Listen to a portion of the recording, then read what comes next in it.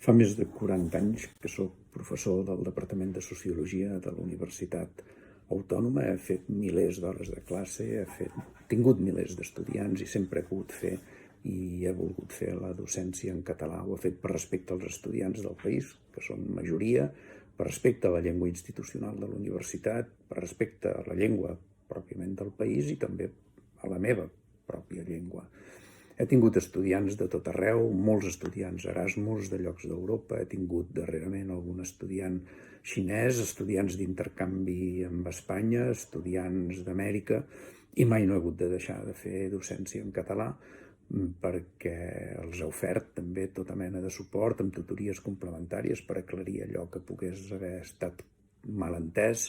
Els he ofert lectures en les seves pròpies llengües, els he ofert la possibilitat de fer els exàmens en la llengua que els fos més còmoda, i això ha fet molt fàcil aquest compromís amb la llengua del meu país. De fet, amb els anys això ha sigut encara més fàcil perquè disposem de molts més materials que no pas fa 40 anys per poder fer bona docència en català. Jo sóc dels professors que mantinc el català.